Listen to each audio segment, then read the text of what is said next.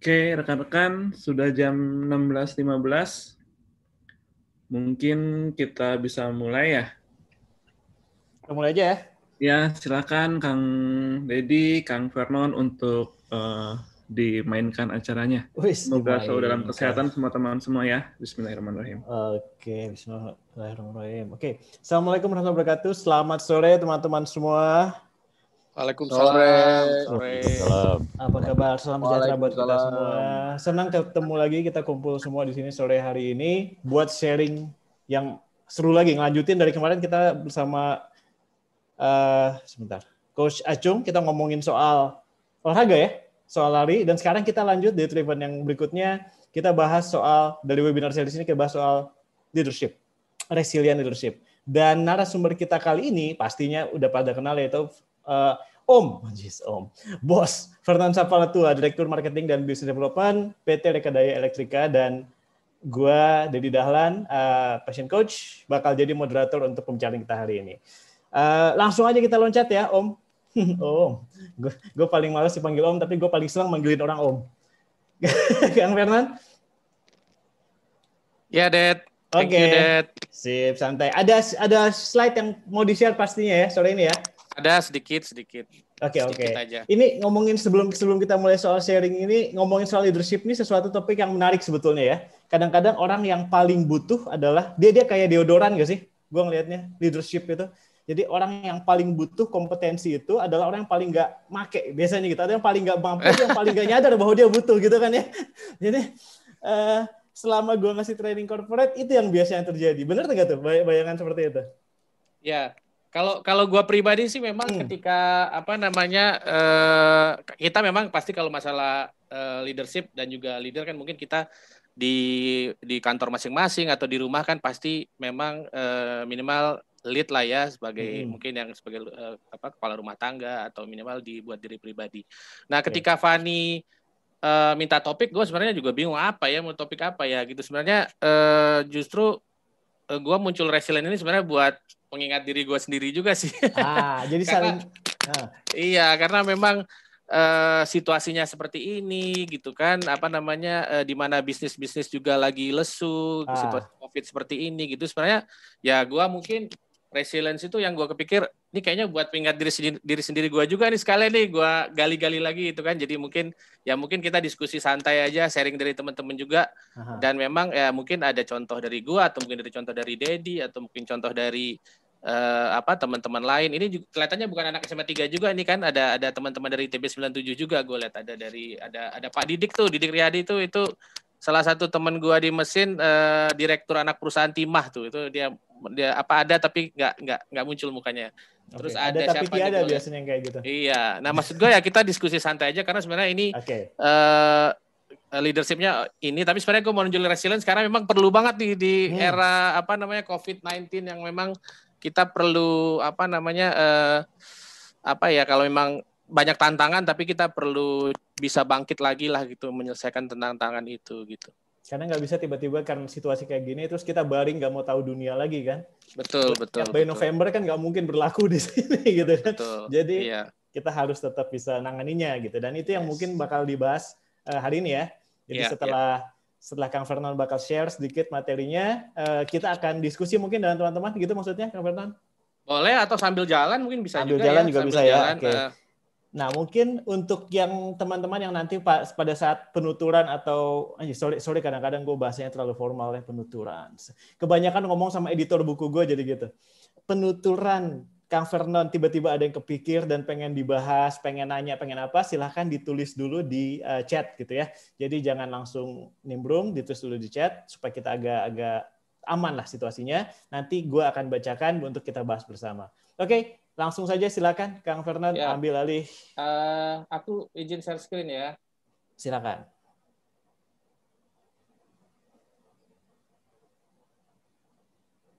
Ini pakai apa? Google Docs. Oke, kelihatan nggak teman-teman? Kelihatan? Kelihatan, slide-nya kelihatan. Sip. Ya tadi, assalamualaikum warahmatullahi wabarakatuh. Terima kasih pertama-tama dari teman-teman 397 dari Fani, dari Dedi sendiri, mungkin Army atau Rahmat ya sekarang ya ininya ya ketua ketua 397-nya ya untuk periode ini gitu. Tadi yang seperti mungkin gua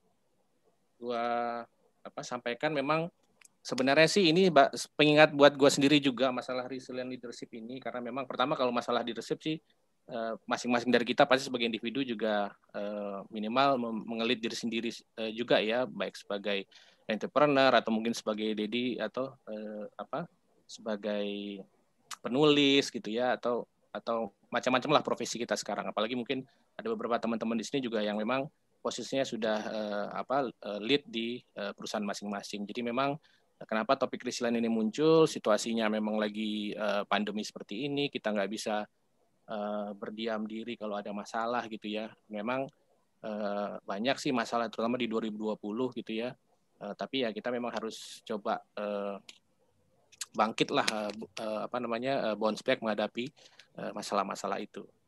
Nah kalau gue sendiri memang ini gue kebetulan juga baru penugasan nih, baru 5 hari sebenarnya di perusahaan yang baru ini masih bagian dari PJB Group, masih bagian dari PLN Group gitu ya. Nah memang penugasan yang baru ini juga menurut gue banyak tantangan karena bisnis lagi lesu, sementara gue dihadapkan sebagai direktur pemasaran dan pengembangan usaha di mana bisnisnya lagi sepi gitu ya. Dengan tulisan langsung business development di situ langsung kebayang nih. Oke.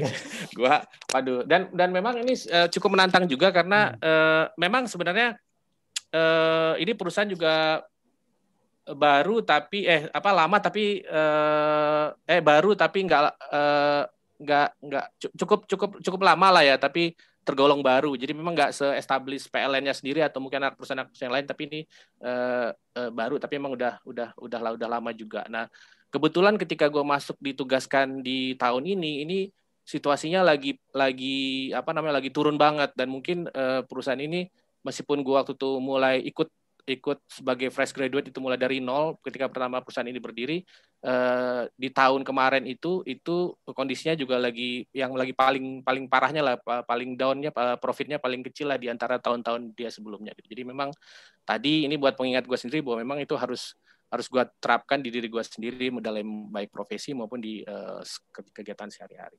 Ini gue promosi juga, jadi kalau mau follow IG, Facebooknya silakan ya di kantor gue. Oke, jadi memang harapannya sih memang kita sebagai leader di perusahaan masing-masing atau di di keluarga masing-masing atau mungkin di profesi masing-masing ya, mungkin kayak Dedi kan penulis gitu ya.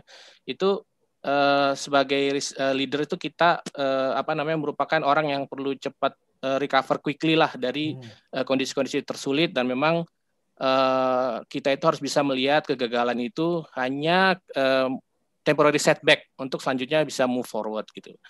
Nah, kalau mungkin ada yang tanya kira-kira bedanya dengan grit apa gitu kan? Mungkin grit kan akhir-akhir mungkin sempat beken juga ya. Nah, kalau gue pribadi sih melihat resilient ini memang lebih ke short term lah gitu. Jadi dengan kita memupuk mindset resilient ini setiap ada masalah gitu, harapannya nanti kita memang bisa muncul sikap grit itu tadi, karena memang grit itu kan lebih bicara long term ya. Jadi kita punya Dedi mungkin punya target misalnya jadi penulis bestseller sampai jutaan kopi gitu kan. Nah, itu tapi memang mungkin setiap masalah ketika misal dari kehilangan ide segala itu dipecah kecil-kecil. Nah, kalau mungkin gua beranggapan jadi resilient ini bagian dari grit yang memang perlu kita pupuk ketika menghadapi masalah. Jadi kalau misal orang project itu dalam menyelesaikan suatu project long term itu perlu dipecah-pecah tuh milestone kecilnya gitu, mulai dari penyiapan engineering, pasti itu banyak masalah tuh di engineeringnya, apakah kekurangan resource orang, kekurangan engineer dan lain-lain. Nah, itu dalam setiap masalah itu kita harus resilient nanti untuk menyelesaikan seluruh keseluruhan proyek yang memang kita harapannya nanti kita memang tumbuh sikap grit tadi gitu. Jadi memang resilient itu sebagai dasarnya memang setiap masalah yang kita perlu recover quickly lah.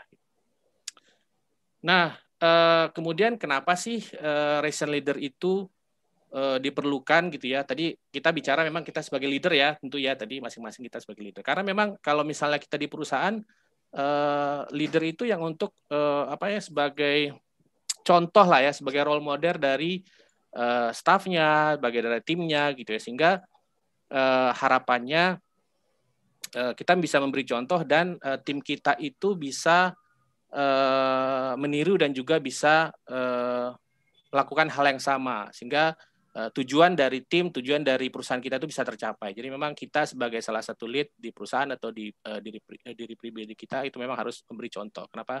Kita perlu resilient. Kemudian juga harapannya karena kita itu dengan kita resilience, kita itu bisa melakukan perubahan-perubahan ketika terjadi kendala-kendala tadi gitu loh. Jadi kalau misalnya kita gampang menyerah, kemudian kita wah ini masalahnya nggak bisa diselesaikan nih gitu kan,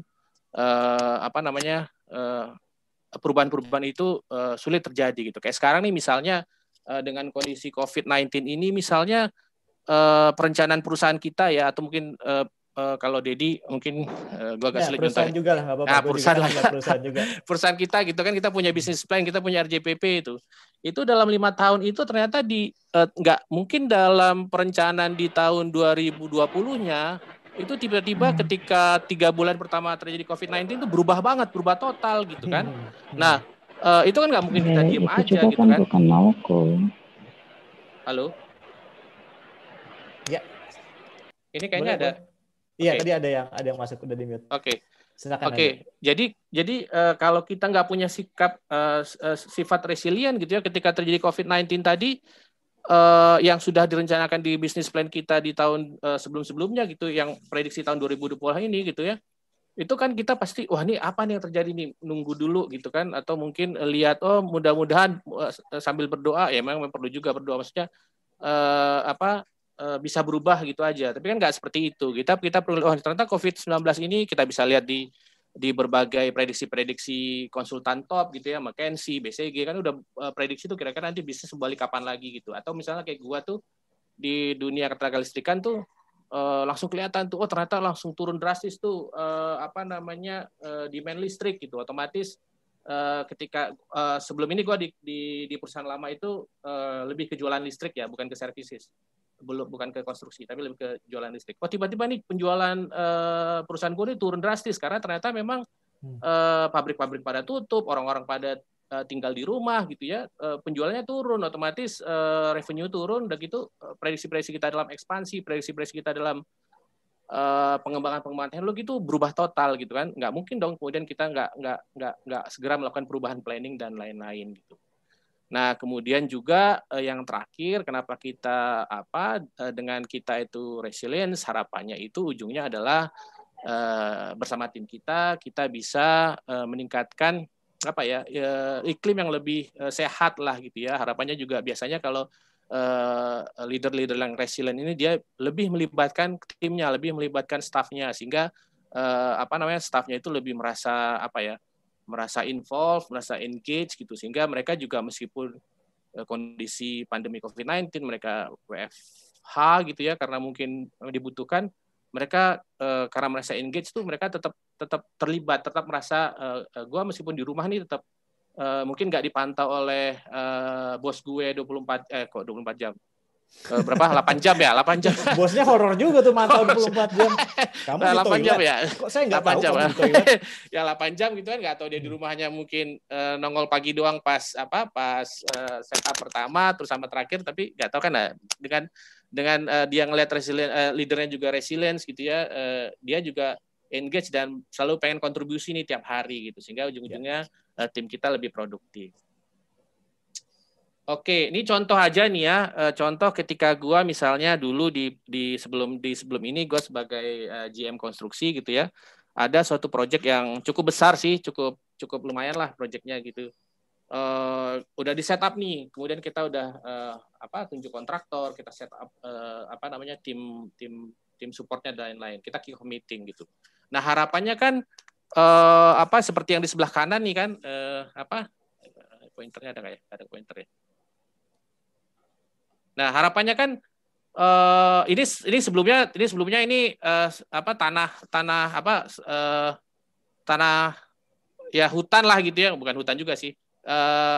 Ada semak belukar dan lain-lain lah, nggak seperti ini. Harapannya kan kita setup pertama, kemudian di laydown area nanti bisa di setup seperti ini, barang-barang datang. Tapi ternyata kalau contoh-contoh project ini mungkin teman-teman lain bisa memberi contoh yang lain juga.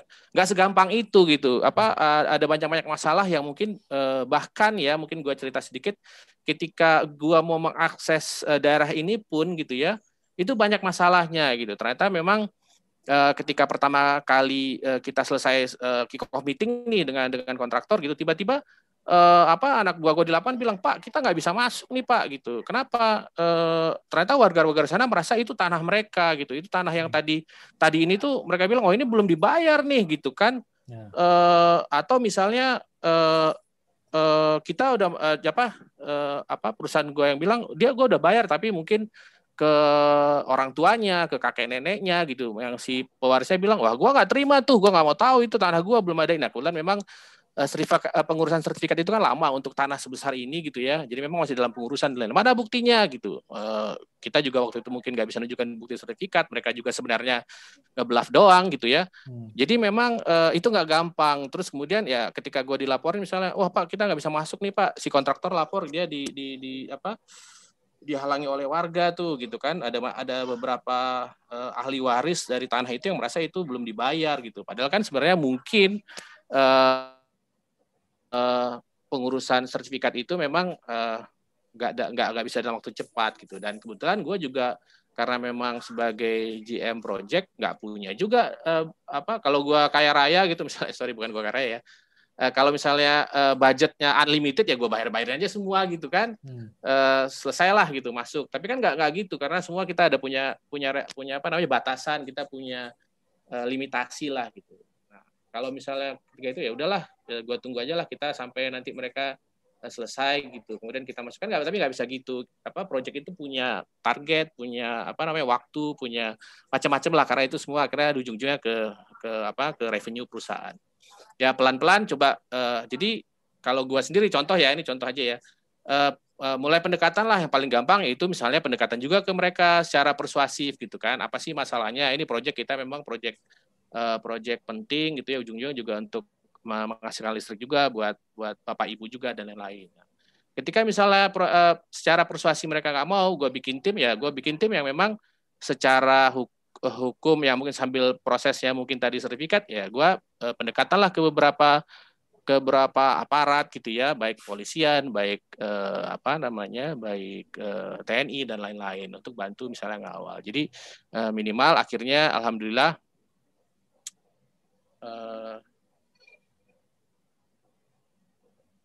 akhirnya gue dengan dibantu oleh pendekatan macam-macam tadi, baik pendekatan persuasif dengan si yang merasa punya tanah dan belum dibayar oleh perusahaan gue gitu ya. Sorry ini nggak kelihatan ya videonya ya. Ada approval dari host Kang Armi, request akses dulu. Oh, dari Drive ya. Request aksesnya dari Drive kayaknya. Drive, iya betul. Berarti dia harus muter.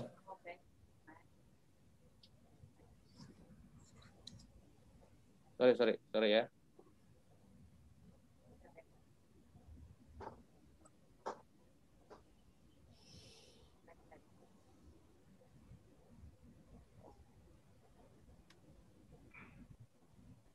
Tapi emang di Indonesia tuh agak ribet sih kalau terkait lahan ya. Yeah. Ada aja. Yeah. Oke, akhirnya sorry tadi ya akhirnya memang dengan berbagai pendekatan ya bisa kita bisa akses masuk dan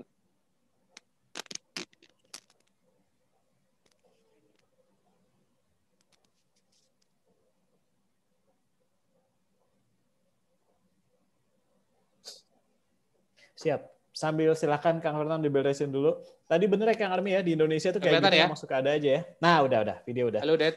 Sudah aman. Ya.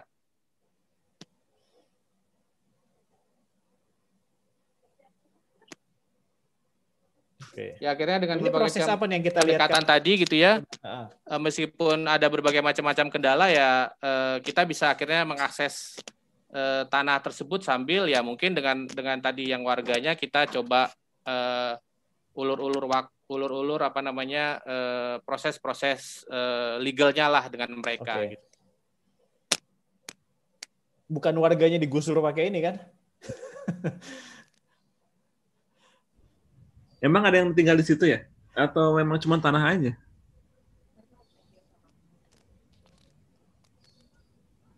Oke, sorry. Tapi nggak ada yang tinggal di situ kan maksudnya? Maksudnya ya cuma tanah sebenarnya ya. Ini tanahnya ya Kang Vernon ya?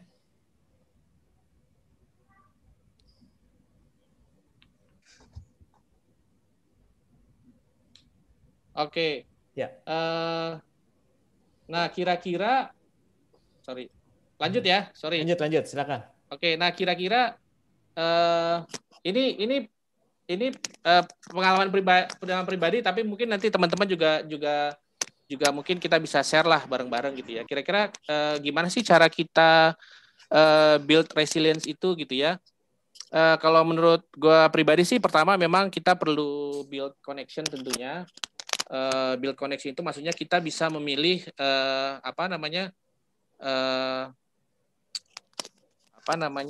lingkungan-lingkungan yang memang positif, yang untuk membantu kita untuk lebih resilience gitu ya. Mungkin banyak lingkungan yang mungkin ketika kita buka sosmed, ketika kita buka berita yang banyak berita-berita negatif gitu ya, atau mungkin banyak yang di LinkedIn aja, bahkan misalnya di LinkedIn yang memang sebenarnya lebih ke profesional gitu ya, banyak feed atau banyak yang posting yang mungkin tadi lah ya beritanya mungkin malah mengecilkan semangat gitu ya. Nah itu kita sebenarnya bisa pilih gitu. Kita pilih koneksi yang memang lebih positif, koneksi yang memang membangun, koneksi yang terbuka dan juga membantu kita menemukan sifat resilience itu gitu. Kemudian yang kedua apa? Kira-kira memang mungkin foster wellness. Mungkin yang tahun lalu ya mungkin Arif atau Dedi juga kan ikut sebagai hostnya gitu atau moderatornya. Gimana kita bisa tetap sehat, tetap fit gitu ya, dengan maraton atau olahraga yang lain. Jadi memang kita perlu juga menjaga kesehatan tentunya gitu. Kalau gue sih mungkin nggak se ekstrim Acung lah ya, yang maraton kemudian apa Cung? Iron Man dia. Iron Man Gile. gitu kan ya. Tapi minimal tadi kita secara fisik juga tetap menjaga kesehatan tentunya gitu kan. Tapi memang nggak ya. Kalau boleh kayak Acung sih boleh-boleh aja sih Iron Man. Cuma ya Gue olahraganya dengan ngeliatin Acung olahraga gue. Udah ikut sehat. Iya, membayangkan diri kita olahraga langsung merasa sehat gitu ya. Udah langsung merasa sehat gue. Padahal sambil ngemil singkong goreng. Singkong goreng keju jangan lupa. Tapi sambil ngeliat orang main basket, wah kok berasa udah keringetan gitu ya. Bisa aja sih memang. Nah kemudian yang ketiga memang cari tujuan-tujuan kecil tadi. Misalnya kita punya tujuan memang harus penyelesaian project on time dan lain. Atau misalnya kayak bahkan kadang-kadang orang merasa ketika membantu orang gitu ya, sebenarnya justru yang lebih memberikan value itu justru ketika dia membantu orang lain gitu. Ada aja kan seperti itu. Dia find purpose dia untuk menimbulkan sifat resilience. Dan terakhir mungkin memang lebih ke healthy touch ya, gimana kita memang mindsetnya memang harus selalu sehat dan positif, gimana kita selalu mensyukuri apa yang kita dapat dan lain-lain gitu. Kemudian ini mungkin ini sebenarnya udah mau habis nih, Det.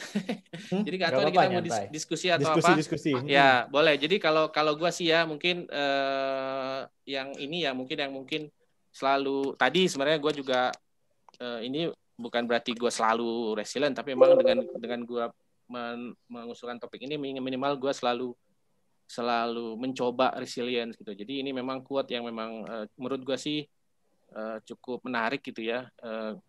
setiap orang tuh mungkin bisa sukses kalau memang semuanya berjalan baik gitu. Tapi memang hanya sedikit yang bisa bangkit kalau situasi itu kurang berpihak dengan dia lah. Oke. Itu mungkin yang Oke. mungkin bisa kita bahas gitu kita ya, sama-sama ya. sebagai pemimpin di tempat masing-masing, di profesi masing-masing, di rumah masing-masing gitu. Iya, jadi itu basically ini ya Chumbawamba ya, resilience leadership itu ya.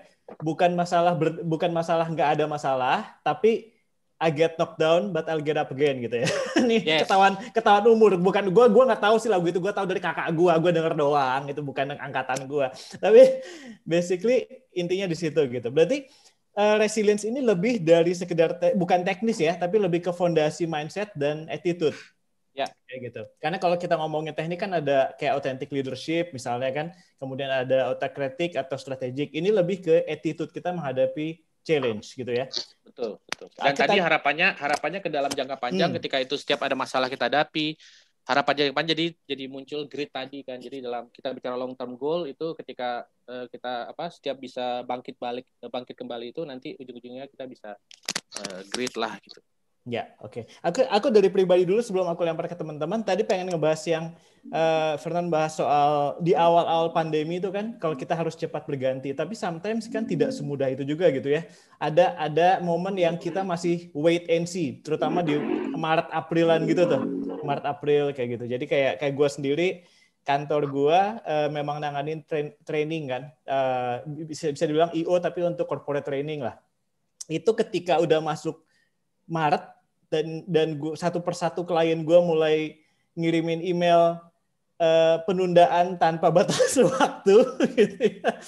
Event ini ditunda Pak tanpa batas waktu belum ditentukan. Wah itu gue udah worry itu gue udah worry itu. Tapi gue masih ada momen gue masih menanti gitu kan ya, benar ya. Ya oke, ini bakal sejauh apa. Ketika terjadi sesuatu yang oke, ini udah nggak benar, baru kita ganti shifting, tim semua gue suruh gali online dan sebagainya. Itu termasuk langkah resilience atau itu agak telat kira-kira? Minimal kita melakukan sesuatu ya tentunya ya. Kita melakukan sesuatu dalam mengantisipasi hal itu gitu. Kalau bicara bisnis yang besar mungkin kayak perusahaan gua yang sebelumnya itu kan bisnisnya memang asetnya heavy asset gitu ya. Dan memang mungkin kita perlu belok yang lebih istilahnya ya, membelokkan kemudi yang lebih ekstrim gitu untuk mendapatkan revenue yang memang sudah kita prediksi. Nah di sisi ini memang tentu tidak secepat atau tidak seagile perusahaan-perusahaan yang slim tentunya ya, tapi memang kita seperti tadi Dedi juga ya, kita perlu lakukan itu. Jadi kita mungkin akhirnya kita cari itu revenue kecil yang mungkin bisa dilakukan, atau bahkan yang biasanya nih kita sebagai dalam tanda kutip mungkin owner atau bohir kalau mungkin istilah zaman dulu gitu ya. Kita apa-apa mungkin disubkontrakkan, apa-apa mungkin ditunjuk pihak ketiga ya mau nggak mau sekarang dengan kondisi COVID ini kalau kita nggak bisa mendapatkan revenue, otomatis kita mengecilkan mengefisien pengeluaran gitu kan. Ya udah kita kerjain aja semua sendiri. Terpaksa orang-orang yang dulu mungkin menunjuk lagi subkon ya terpaksa kita turun langsung ke lapangan, kita kerjakan sendiri servisnya dan lain-lain. Jadi apapun lah minimal sudah kita antisipasi dalam menghadapi perubahan atau kejadian yang terjadi di lapangan gitu. Jadi memang nggak ada yang telat sih, yang penting kita segera membelokkan setir dalam menghadapi itu. Ya. Silakan buat teman-teman yang mau bertanya, silakan ketik dulu di chat, nanti gue akan baca baru ikut supaya nggak terlalu banyak yang nimbrung. Sebenarnya nggak usah bertanya juga, kalau mau sharing boleh juga sih. Sharing juga boleh, mau sharing juga boleh ya. Sharing juga bisa gitu. Bapak Didik Riyadi ini Direktur Timah nih. Silakan Pak Didik kalau mau sharing. Direktur Anak Perusahaan Timah. Kalau silakan.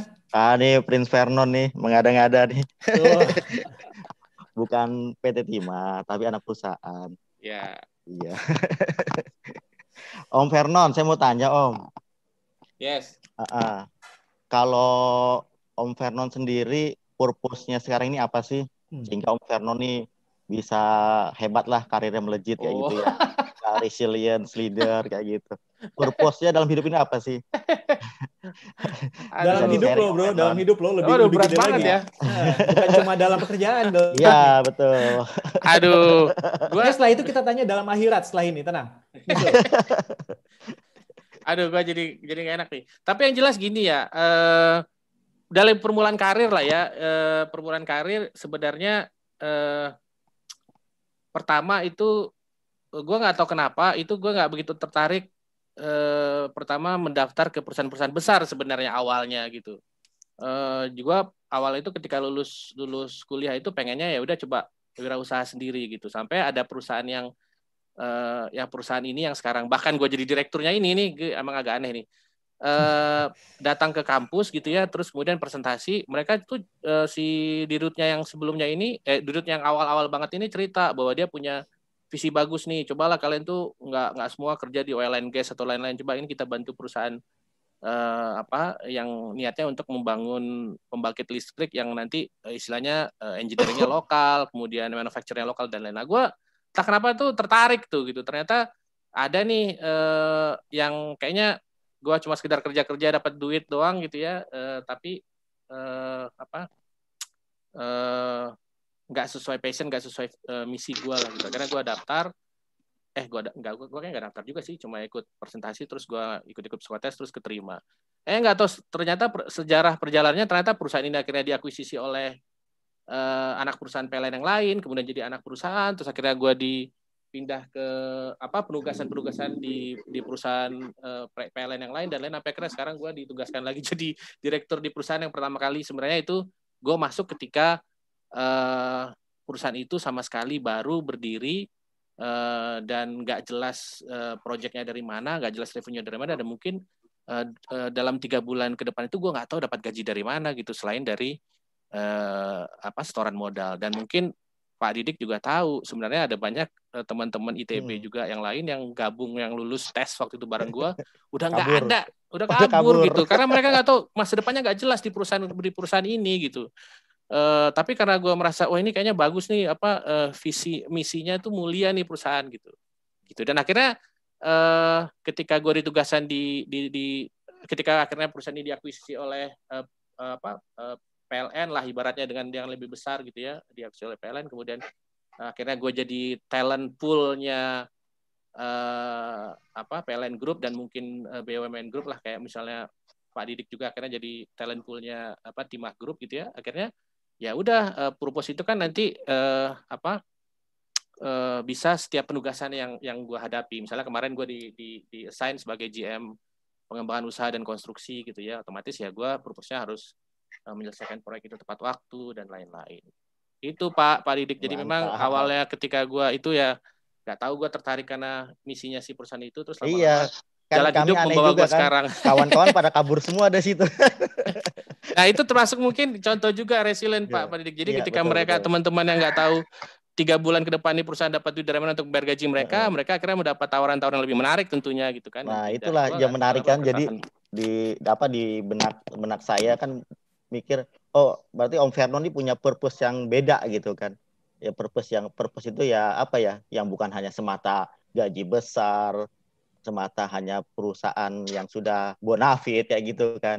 Hingga mau bertahan gitu ya. Sedangkan teman-teman yang lain pada kabur semua seperti itu.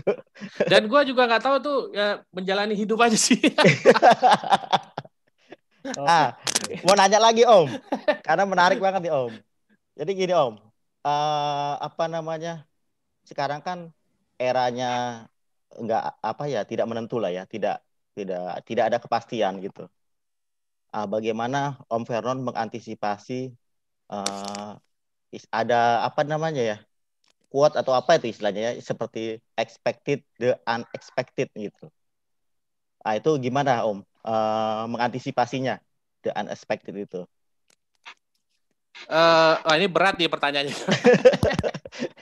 Oke, kebetulan memang sorry Om, saya potong dulu. Karena kan gini ya, tadi Om Vernon bilang RJPP 5 tahun kayak gitu. Jangankan RJPP 5 tahun, RKP 1 tahun aja nggak bisa kita jalanin kan karena perubahan yang begitu cepat seperti itu kan. Berarti kan itu ada unexpected yang nggak kita sangka-sangka, apalagi seperti kayak pandemik ini. Siapa sih nyangka bakalan ada pandemik COVID seperti ini? Nah, pasti kan Om Vernon punya inilah ya, punya jurus jitu lah yang bisa kita adopt gitu kan. Expected, unexpected-nya tuh bagaimana? Silakan Om Vernon. Oke, mungkin ini bicara company aja lah ya, bicara company. Iya, company lah, company aja lah. Company.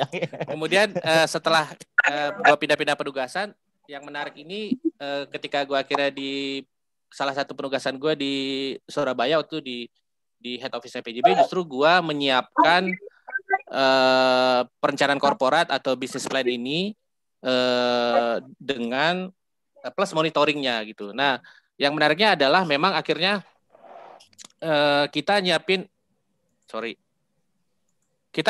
berbagai macam skenario memang Pak Didik. Jangan Pak lah, tua banget gue kayaknya. Ya bro ya. Ya, jadi memang kita nyiapin berbagai macam skenario gitu. Dan akhirnya dalam untuk pengembangan bisnisnya pun akhirnya kita bikin kayak model pilar-pilar. Jadi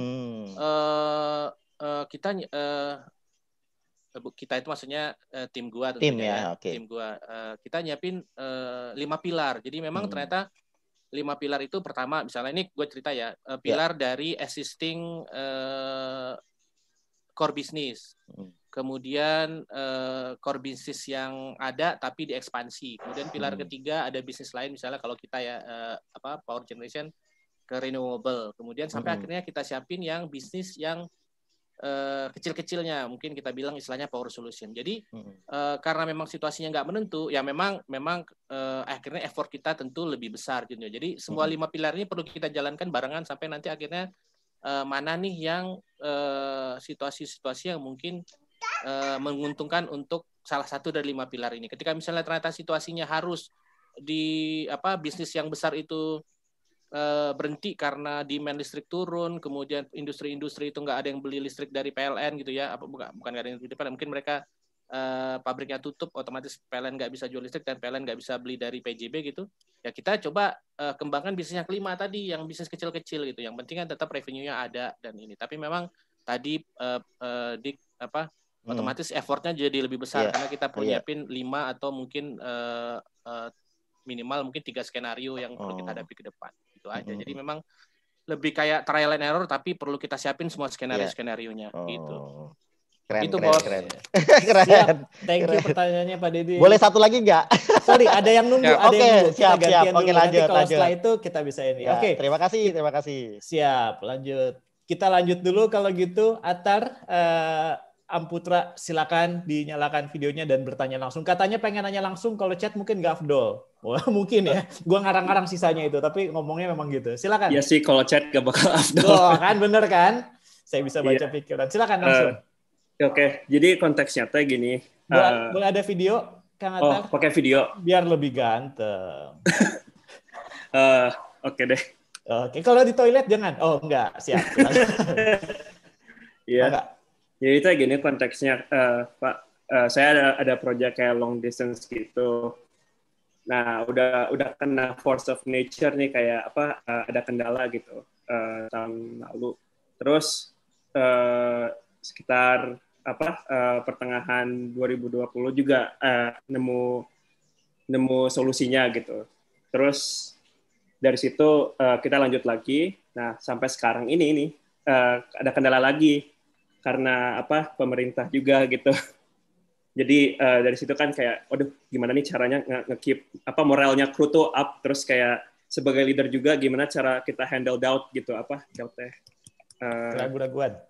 keraguan ya, kecemasan ya, gitu. Silakan. Oke, ini jadi proyeknya Mas Atar ini Mas Atar ini ya, anak SMA 3 atau anak ITB 97 atau apa ya? Gini, dapat link ini dari ibu alumni SMA 3.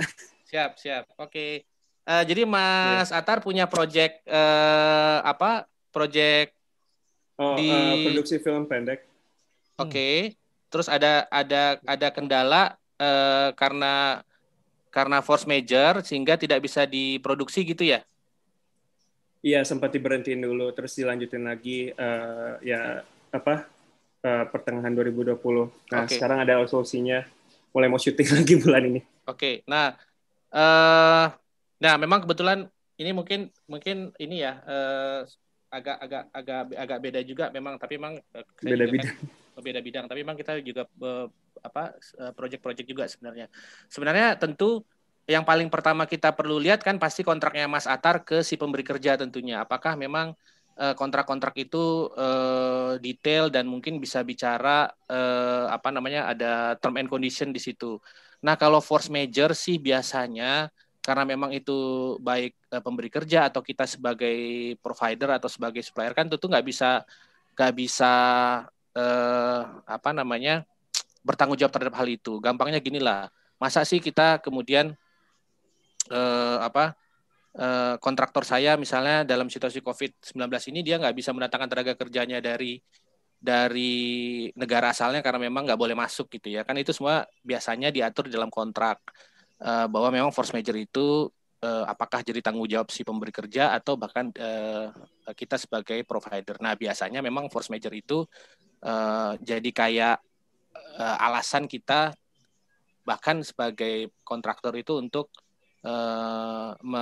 mendelay pekerjaan sementara. Jadi mungkin pertama saya sarankan Mas Hastar perlu lihat tuh kontraknya apakah ada term-term atau clause mengenai force major tentunya. Nah, kalau memang itu bisa dipakai, yang paling gampang adalah Mas Hastar kan bisa cari tuh bukti-bukti atau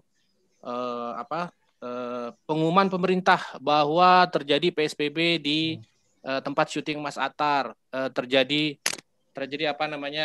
perintah dari si Pemda setempat bahwa pembatasan social distancing dan lain-lain. Yang paling penting adalah kita tetap menjaga komunikasi dengan owner. Jadi Mas Atar kalau saya sarankan lihat review kontraknya, cari evidence yang mendukung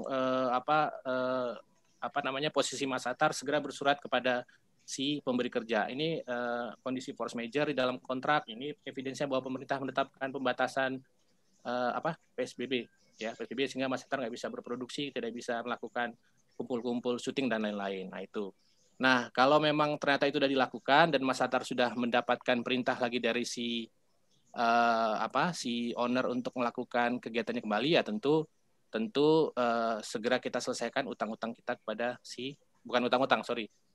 kewajiban-kewajiban kita kepada si pemberi kerja tentunya. Nah,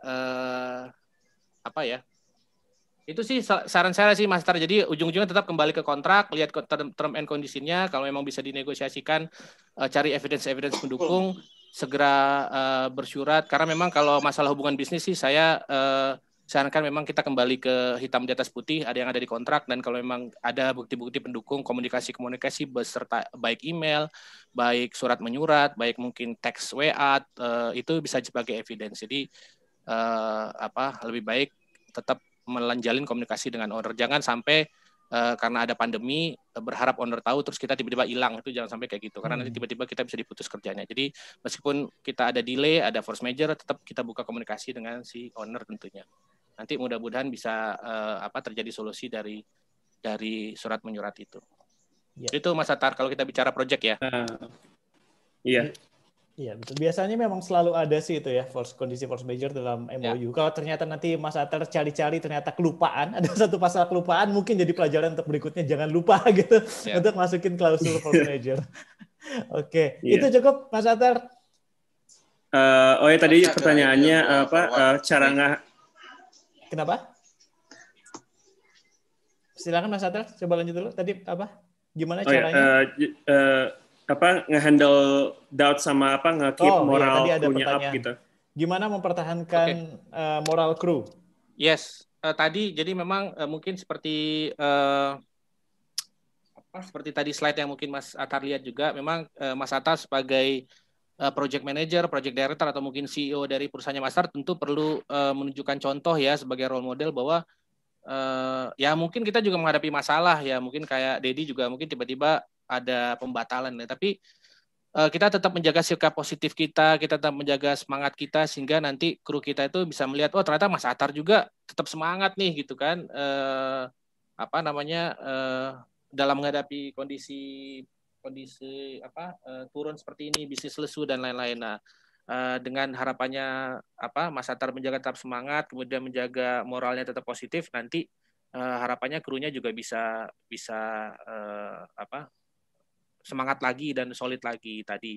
Nah, tentu Mas Atar juga yang paling penting adalah menurut saya sih tetap komunikasi dengan mereka, coba libatkan mereka, kita cari solusi sama-sama sebagai satu tim lah ya. Kira-kira bisa saja mungkin kru-krunya Mas Atar itu bisa punya ide-ide yang lain, mungkin Mas Atar nggak pernah terpikirkan gitu kan. Jadi ya libatkan aja mereka, meskipun mereka ragu, libatin mereka punya solusi apa nih, kita lagi ada force major, kita nggak bisa berproduksi, mungkin kita bisa cari pendapatan dari YouTuber-YouTuber seperti Pak Deddy nih mungkin mau bikin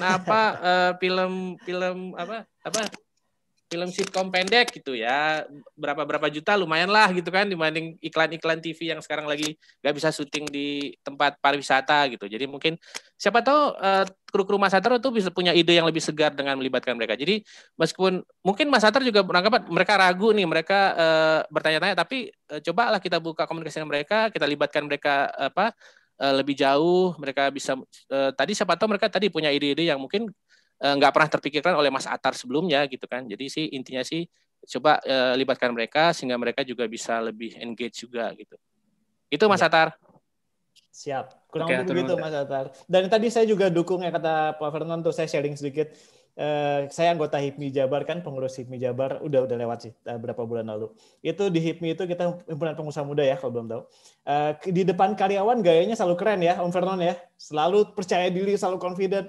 Tapi begitu kita sesama pengurus HIPMI ngumpul semua, aduh kumaha ya, itu aja keluar sesama kita gitu. Tapi jangan terlihat di depan tim, gitulah kurang lebih. Karena kita harus jadi contoh tadi.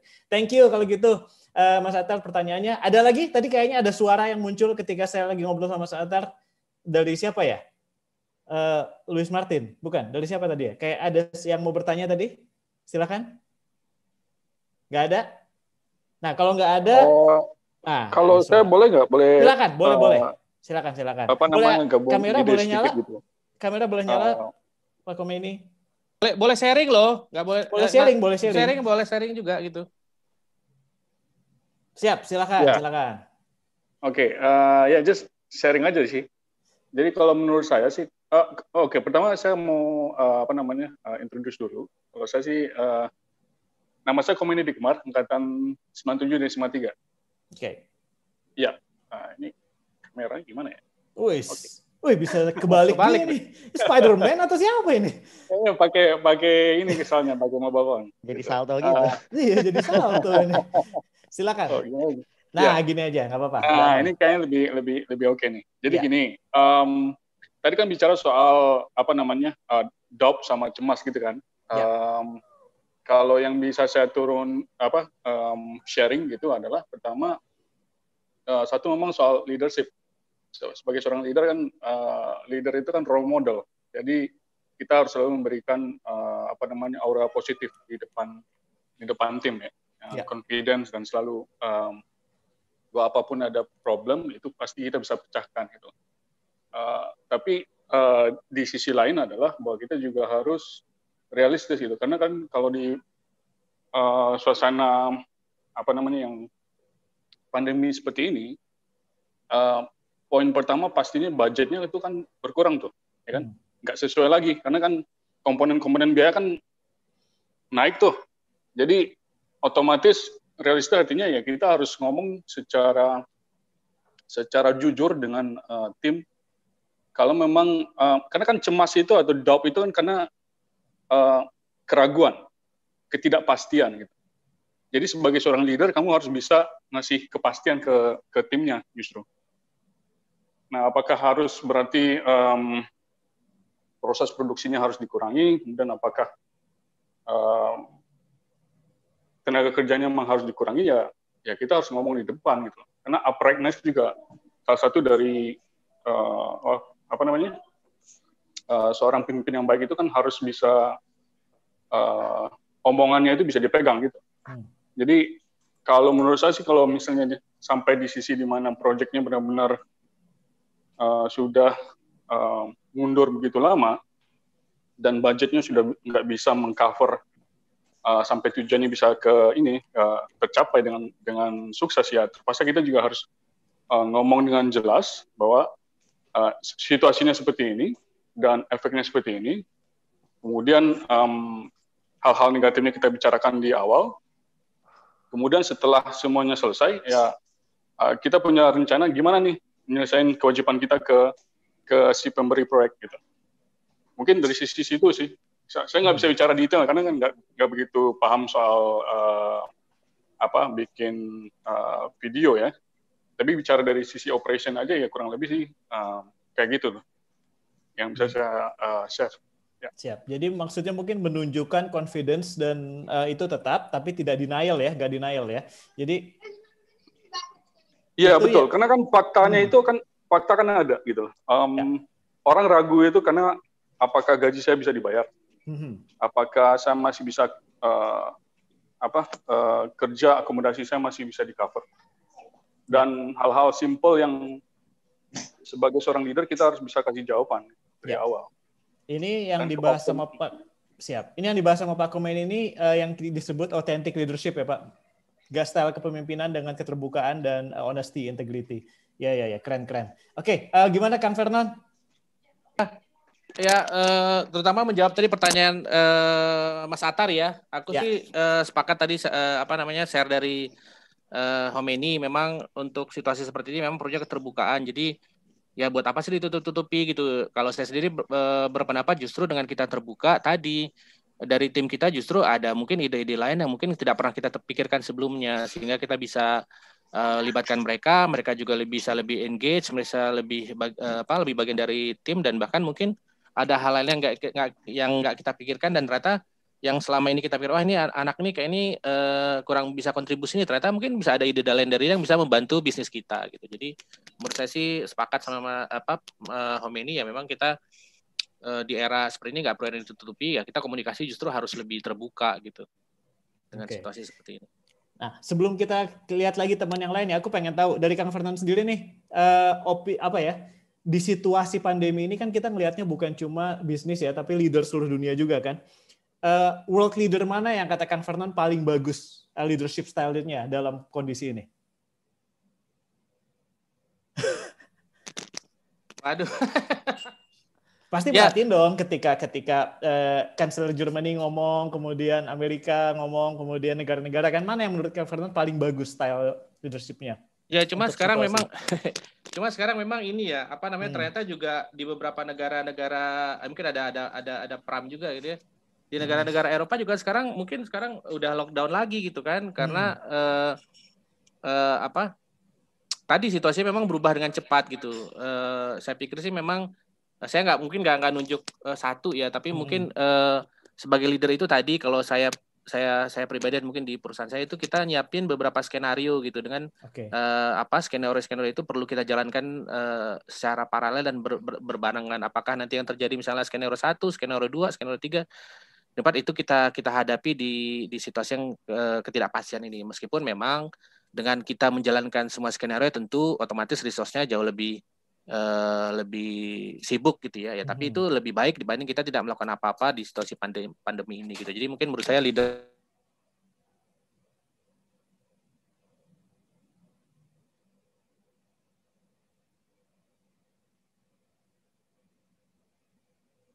gue agak freeze sepertinya. Iya, freeze ya? Iya. Oke. Ya? Oh, bukan gue ya? Kang Vernon yang freeze ya? Gue pikir gue yang freeze. Bukan, kayak Kang Vernon yang freeze. Oh, siap. Atau dia diam gini doang, pura-pura freeze? Enggak ya? Oke. Sambil nunggu Kang Vernon ke reconnect mungkin, karena sinyalnya doang. Ini tadi Kang Andi Widodo kayaknya mau membahas sesuatu, kameranya bolak-balik nyala mati. Itu nyala mati. Itu masalah kamera error atau mau ngomong malu-malu atau gimana itu?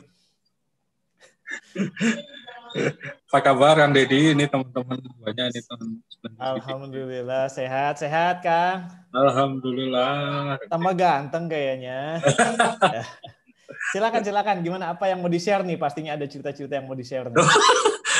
Bang Fernonnya ini pengantinnya sama Kang Dedi.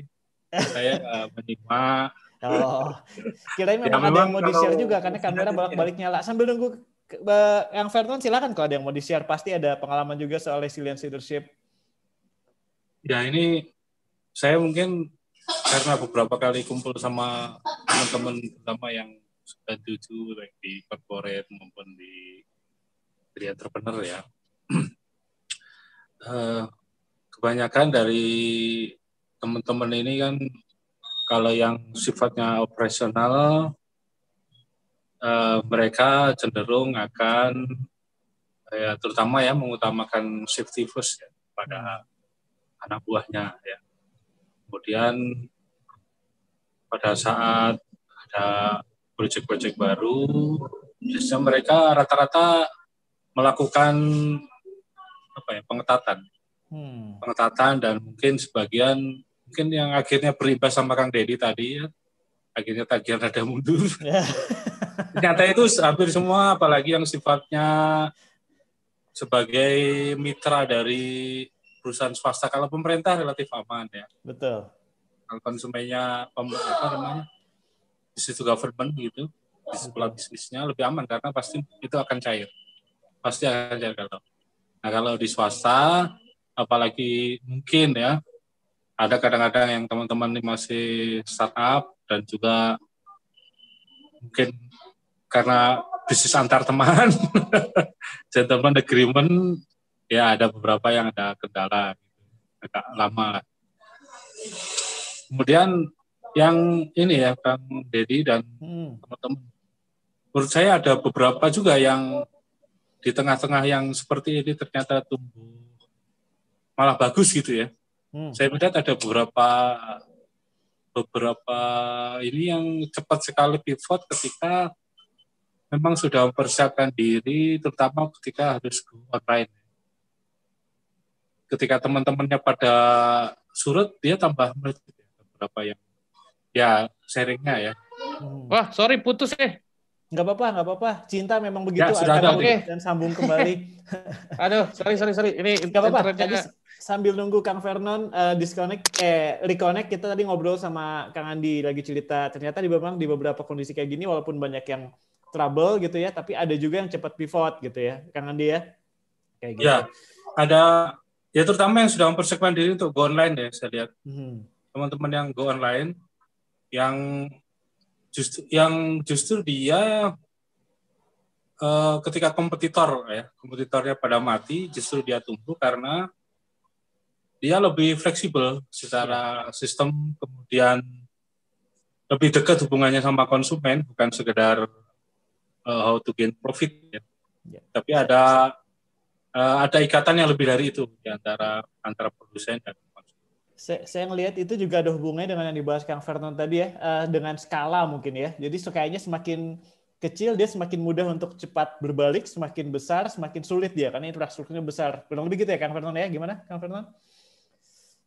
Ya, jadi memang tadi kalau misalnya contohnya di perusahaan besar dengan skenario makin banyak berarti kan pasti cost-nya juga makin banyak ada nyiapin menjalankan semua paralel skenario itu. Tapi dengan harapannya dengan perusahaan yang lebih kecil berarti kan dia lebih agile ya, dia punya skenario sumber revenue macam-macam. Mungkin kayak Mas Hatar mungkin yang film pendek. Hati-hati film itu lain yang disebut. Ya, dia cari mungkin film-film ya mungkin ngisi-ngisi konten buat para YouTuber kayak Atta Halilintar aja lah dulu deh gitu sambil nunggu film-film dari Departemen Pariwisata misalnya atau dari TV swasta gitu misalnya. Harusnya lebih cepat lah dia beradaptasi dalam situasi ini gitu. Jadi memang ada trade off sih tentunya, makin gede perusahaannya makin susah muter kemudinya, tapi yang lebih dan akan lebih robohnya juga lebih sakit ya kalau dia lebih besar. Tapi memang kalau yang kecil pastinya dia lebih cepat belok gitu. Itu ada trade off-nya di situ. Siap, thank you Kang Fernand, thank you Kang Andi. Dari teman-teman yang lain ada yang mau menyumbang pertanyaan atau diskusi? Yang kita belum dengar suara wanita hari ini ya? Kayaknya belum dengar suara wanita nih. Silakan. Soal cowok juga nggak apa-apa sih, nggak harus nggak harus cewek juga. Silakan kalau masih ada yang mau membahas pertanyaan. Ada Dokter Naim loh, ini dokter dari Mana? Im dari Harvard, Im. Biologi ITB 97. Silakan. Ibu Naim itu dokter dari Kiara Condong, Kang. Oh, sorry. Lu master ya? Masternya dari Harvard. Oh, ini keren. Iya, dari Kiara Condong saya mah. Nih, ini kalau Naim ini jangan nanya, dia suruh sharing nih, Dad. Silakan. Ada yang mau di-sharing? Udah enggak, saya mendengarkan. Hari ini mah mendengarkan aja. Oh, gitu. Judulnya beda ya hari ini ya? Iya. Oke. Boleh lah sharing, Im. Sekali-sekali. Enggak, hari ini mah hari belajar ini. Satu mah. Siap. Udah mantap lah, punya banyak belajar dari Kang Dedi, dari Kang Vernon. Oke. Kalau dari teman-teman belum ada, saya mau kembali lagi tadi kalau nggak salah Pak Didik tadi kan masih ada satu lagi tuh sebelum yang lain masuk. Pak Didik masih mau dilanjut yang satu laginya tadi? Boleh. Silakan. Iya. Gini Om Vernon. Om Vernon kan leadership-nya tuh sangat bagus ya. Nah, yang Om Vernon rasakan sendiri, pengaruh leadership itu paling banyak dapatnya dari mana? Apakah pada saat organisasi di kampus, atau dari pendidikan atau pelatihan di perusahaan, atau dari mana? Itu aja Om Vernon, mohon sharingnya. Betul. Siap, terima kasih Pak Didik. Langsung aja dijawab ya. Pak Vernon, Kang Vernon. Iya, kalau saya sih memang setiap kehidupan kita tentu punya pelajaran ya tentunya. Jadi memang sebenarnya mulai dari SMA-nya bareng-bareng sama Dedi juga itu ada hal yang bisa dipelajari lah di situ. Tapi memang interaksinya dengan lebih banyak teman-teman dari berbagai macam daerah yang mungkin karakternya juga beda-beda gitu. Jadi maksud saya sih situasi leadership itu memang pelajaran leadership itu memang kita dari setiap saat gitu kita bisa petik pelajarannya tentu ya. Yang kita hadapi di kuliah dulu, di SMA, atau bahkan kita sekarang ketika kita udah kerja pun dengan situasi yang berbeda-beda, dengan mungkin bisnis partner yang beda-beda dari berbagai macam negara, kita terus mendapatkan pelajaran dari situ. Jadi menurut saya sih pelajarannya juga nggak berhenti sih Pak Didik. Jadi memang bukan dari SMA, dari kuliah, tapi memang setiap saat kita belajar mengenai leadership itu sendiri. Oke. Gini bro, maksudnya spesifik ada yang didapat sih. Dasar impact-nya tuh awalnya dari mana gitu? Pasti kan ada yang mendasari itu semua.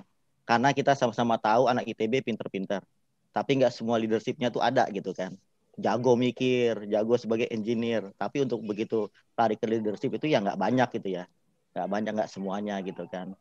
Nah, sedangkan leadership skill itu sendiri kan nggak bisa kita pelajarin by textbook gitu ya. Nah, seperti itu. Kira-kira menurut Om Vernon sendiri impact terbesarnya tuh awal dari mana gitu? Kalau dari pas udah mulai kerja kan mungkin tinggal ngelanjutin aja ya, karena sudah ada leadership di dirinya gitu. Silakan Kang Vernon. Silakan Om. Kalau saya sih tadi bilang memang belajarnya kita setiap saat, tapi memang simulasi lagi. Apa simulasi itu? Aplikasi. Simulasi itu kan kayak aplikasi yang sedikit real gitu. Memang yang paling, kalau saya sendiri pribadi sih memang merasakan dapatnya banyak ketika kuliah ya tentu ya. Ketika waktu itu di kuliah mungkin Mas Didik juga tahu dipercayakan sebagai ketua himpunan mesin di situ. Nah, memang situasinya atau bahkan sebelum itu mungkin ketika ngurusin kegiatan-kegiatan dari mesin 97 simpel-simpel aja, cuma jadi ketua panitia tryout gitu kan, ngurusin itu. Tapi kita bicara mungkin bahkan kita bicara integritas juga di situ. Misalnya itu kan ada uang pendaftaran peserta, kemudian uang dari sponsor gitu, yang dimana kita meskipun sebagai panitia kita nggak kita apa-apain tuh uang, kita kembalikan lagi ke teman-teman ke mesin 97 ini, kita apain nih gitu uangnya kan, kita balikin lagi ke ya mungkin waktu itu ada ketua angkatan, ada pengurus angkatan juga kan, saya cuma jadi ketua panitia gitu. Ini kita apain nih uangnya, ini kita dapat keuntungan dari sini, dari hasil sebagai panitia ini, di mana saya waktu itu ketuanya. kita apain, akhirnya diputuskanlah oleh pelangatan dan berbagai pengurus angkatan waktu itu, ya udah kita subsidi buat bikin kaos, ya udah kita. Tapi memang simulasi mendekati real yang sekarang saya hadapi di perkuliahan mungkin pas kuliah sih memang, meskipun pelajarannya sih setiap saat. Itu Pak Mas Didik. Ya. Oke. Nah kalau itu saya bisa nambahin itu kan, mumpung baru disebutkan. Nah kalau gitu boleh lanjut, silakan. Terima kasih Pak Didik. Dilanjutkan Bu Naim, silakan. Iya, ya karena tadi disebutkan masa kuliah ya, ini salam kenal juga lah untuk teman-teman alumni SMA 3 yang angkatan 97 juga, berarti kan kita seumuran semua ini ya. Jadi memang kalau secara teori psikologi ya, usia 18 sampai 22 itu memang usia yang sangat kritikal, dan sebetulnya itu usia ketika kita mengakumulasi sangat banyak pengalaman. Tetapi tidak semua orang mengambil pelajaran karena seringkali kita menganggap itu biasa saja. Kalau dalam teori leadership itu sehari itu sebetulnya setidaknya ada 3 event yang kita itu harusnya belajar benar-benar gitu ya. Termasuk event sederhana, misalnya kok tadi saya ngomong tapi kok saya salah ya, itu mungkin menyakiti seseorang, itu harusnya kan kita langsung minta maaf gitu ya. Kalau minta maaf itu kita lakukan, itu kita akan ingat seumur hidup itu ya. Maksudnya itu setelahnya itu kita akan lebih berhati-hati. Tapi kalau kita anggap ya sudah, itu tadi saya salah ngomong, nanti juga orangnya paham. Nah itu kita jadi tidak belajar, dan barangkali orang yang kita sakiti itu masih tersakiti ya. Jadi dari momen kecil pun kita harus belajar ya. Ya kalau kita ingat-ingat usia 18-22 itu pasti banyak kejadian kalau misalnya dulu tidak sempat dieksplor gitu ya. Ya dan mungkin tadi kalau Kang Vernon banyak ceritanya itu lebih ke ya misalnya dari perspektif profesional ya, dan juga ketika di kemahasiswaan. Di usia-usia kita itu ada pentingnya juga mengeksplor kembali akar kita ya, tentang siapa diri kita secara personal. Karena itu akan lebih mengkomplitkan kita. Apalagi kalau yang kuliahnya di ITB, saya di biologi itu jarang sekali kuliah yang berhubungan dengan manusia ya, berurusan dengan manusia. Dan ternyata berurusan dengan manusia itu sangat menakutkan ya. Jadi kalau kita itu sudah lama bekerja, misalnya ya diminta ngurusin apa, saya misalnya urusan teknis biologi, terus ini kok harus ngomong yang yang detail, ngomong yang ke orang, itu ternyata itu skillnya sangat susah ya. Jadi ada pentingnya memang, bahkan sekarang pun sebagian dari kita, saya juga masih terus belajar untuk belajar berbicara itu ya yang pas gitu ya. Artinya tujuan kita tercapai, orang jadi paham apa yang kita maksud. Nah itu paling sulit nih. Skill technical itu bisa kita pelajari, tapi skill yang dealing dengan manusia itu harus kita terus belajar, dan salah satu caranya itu ya kita lebih kenal diri kita sendiri. Gitu Kang Vernon, Kang Dedi, tambahan dari saya. Terima kasih Bu Naim, terima kasih. Itu saya ngerasain banget juga tuh dari saya masuk ke dunia training dan HRD itu, memang menghadapi manusia adalah seni yang paling rumit ya. Kasih gue project apapun, tapi ketika project berhubungan manusia kita sangat harus hati-hati, dan memang betul belajar terus-menerus ya Bu Naim ya, Kang Vernon ya. Dari sikap, jadi attitude, menjadi mindset, baru dia menjadi kompetensi. Oke, Kang Fani nyalain kamera, kayaknya ada yang mau ditambahkan nih, Kang Fani. Silakan Bro. Cuma mau nambahin sedikit aja. Kebetulan saya juga kerja di bidang yang hampir sama dengan Kang Vernon. Saya tapi di kontraktor listrik. Jadi kondisi-kondisi seperti yang disampaikan tadi sama Kang Vernon untuk isu sosial, masalah-masalah tanah itu belum diselesaikan, sertifikasi tanahnya, kemudian ada protes-protes dari warga, itu sangat rentan terjadi di proyek. Jadi kadang-kadang itu benar, kadang-kadang itu salah. Jadi ya harus tetap dijalanin, semangat dijalanin setiap hari. Jadi saya project manager di proyek, jadi setiap hari tidak ada masalah, jadi selalu ada. Jadi mungkin yang disebut masalah ya. Betul, itulah kerjaan kita, menangani masalah, bagaimana itu masalah bisa diselesaikan dan proyek kita selesai gitu. Nah, mungkin yang disebutkan dengan resilient leadership ini seperti itu ya, mungkin setahap demi setahap bagaimana menyelesaikan masalah itu sehingga kita proyek itu kita selesaikan bersama. Mungkin itu aja. Terima kasih. Thank you Kang Fani. Kang Vernon silakan. Ya, benar. Memang tadi resilience itu sih memang lebih ke bicara short term ya. Memang harapannya nanti karena memang tadi Dedi juga udah sempat singgung kan, itu karena masalah attitude nanti jadi sikap, jadi karakter gitu kan lama-lama. Nah, memang resilience ini lebih ke short termnya, kita dalam setiap masalah itu perlu resilience, sehingga nanti harapannya memang kita jadi benar-benar jadi mindset, jadi karakter kita, sehingga tadi kalau yang bicara long termnya mungkin kalau ada buku-buku itu yang sekarang siapa namanya saya lupa pengarangnya, harapannya jadi grit. Jadi kan memang karena grit itu adalah karena resilience, kemudian karena tambahan passion kita juga, akhirnya jadi grit nanti ininya karakternya gitu. Itu thank you Kang Fani. Siap, thank you Kang Vernon. Kita waktunya sudah lebih dari jam 5, udah mau 5:30, sebentar lagi kita maghrib. Mungkin untuk menutup sharing kita hari ini, Kang Vernon, ada kalimat terakhir? Aku sih nggak mau kalimat. Ngeri banget ya. Enggak, maksudnya kalimat terakhir sambil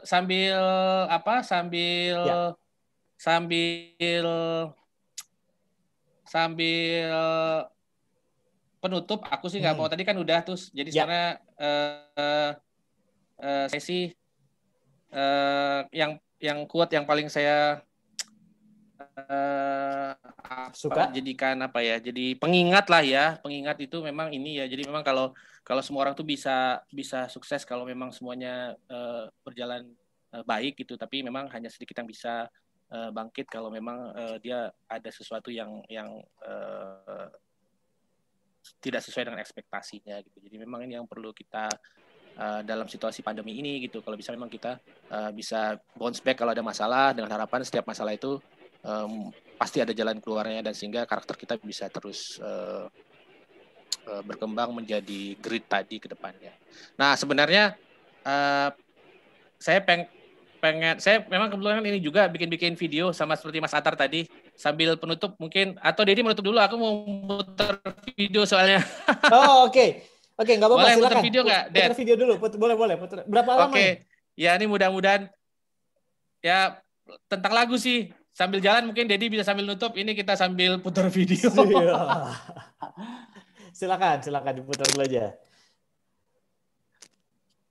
Ini kedengaran ya? Ya.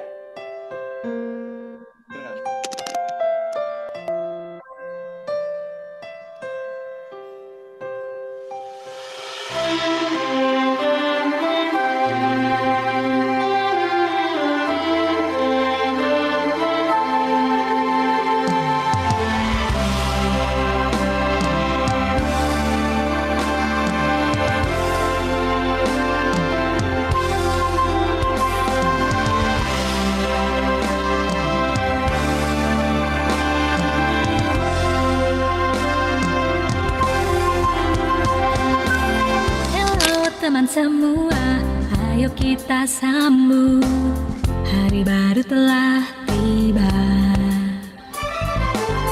Apa yang kurasakan, ku ingin engkau tahu dan berbagi bersama. Buka kita buka hari yang baru, sebagai semangat langkah ke depan, jadi pribadi baru.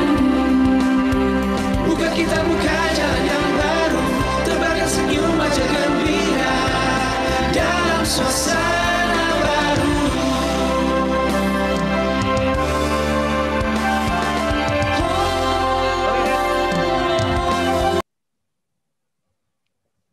Ya, gimana Kang Vernon? Segitu lagunya? Sorry, udah. Oh, sudah. Oh, oke, gue baru mulai gerak-gerakin kepala kayak gini. Videonya nggak kedengaran, nanti gue share link aja deh. Oke, boleh. Nanti share link aja. Tapi intinya itulah, ya harapannya kita tetap semangat tentunya ya. Semangat, terus situasi yang kita hadapi itu pasti ada permasalahan. Memang ada permasalahan, tapi kita harusnya bisa bangkit dan mencari solusi. Itu aja paling. Siap. Kang Dedi. Siap.